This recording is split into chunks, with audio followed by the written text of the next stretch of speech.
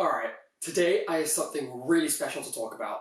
Recently, I got my hands on the HP Envy x360 laptop with a Ryzen 4000 CPU in it.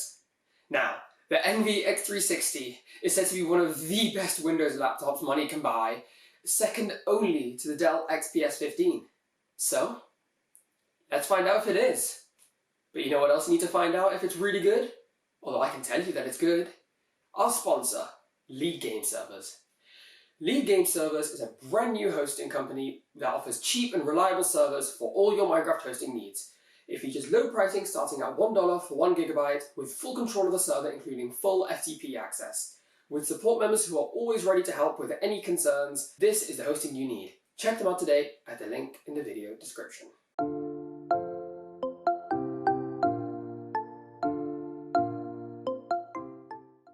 So, starting with the keyboard.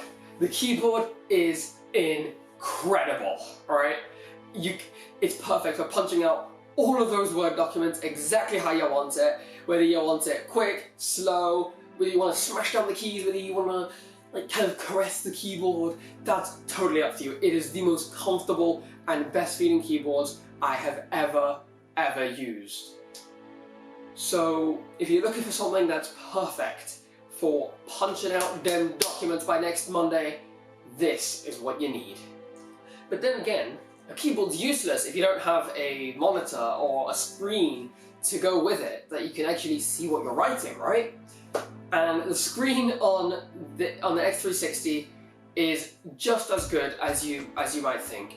It's really good color. Although it's only 1080p, it's really sharp. But it's really good. It's got really good color gamut, color accuracy, it's really good. However, it's just a little low on the brightness than I would personally like, which means that although it might be fine for a normal user, I prefer something a little bit on the brighter side, and it just didn't quite cut it for me. So navigating the x360 was really good. The touchpad is really responsive and feels quite nice. However, it's not quite stuck down in one corner, which means that it's not quite flat, which means that if you're typing and you're just trying to use it with your thumb, it's not very comfortable. Now then, something that I've heard quite a lot about on online articles and forums is the calibration with the HP pen. Now, I had quite a lot of trouble with it, where it connected via Bluetooth and it was detected by the system, but as soon as I tried to use it, it really just wasn't very good. However, the touchscreen on this laptop is extremely good. It's quite nice. I don't like the feel of the screen when I'm like, thing, but it's nice. It's really quite nice, really responsive, and there really isn't that much delay between you tapping and the system responding. So now then, turning on the system shows a power button which is built into the keyboard. However, there is no fingerprint built in, the fingerprint is separate. Which, again, this is all just down to preference.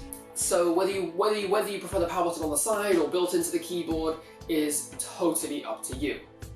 Now, that fingerprint sensor that I mentioned, now that was not very good, quite honestly. It wasn't very responsive, and it feels like it's a little bit flaky, and it's kind of, it doesn't really feel very nice when I put my finger down on it to log in. Now, this thing doesn't have Windows Hello, so there isn't any way to use facial recognition either to log in, so it's either the fingerprint sensor or a PIN or some kind of password.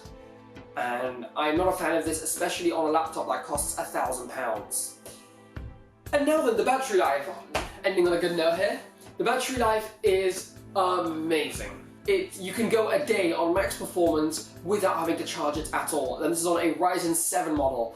So this is absolutely incredible with 8 cores in there, all turboing up to max, doing graphical work. This is really good. And, it's exactly what you need. Alright, so after having messed around with the camera a little bit and things, I've made the decision, so I had to set the brightness down to -3 from the 0 to get it to this. It was a little bit too bright, but I don't know about the mic, we'll listen to that in a moment. And the camera, I mean, from what I'm seeing of the preview here, doesn't look great. We'll have to look at it properly in a moment. And yeah, I'm okay with this. Although I do think I think it's better, definitely better than the Lenovo V15, but definitely not amazing.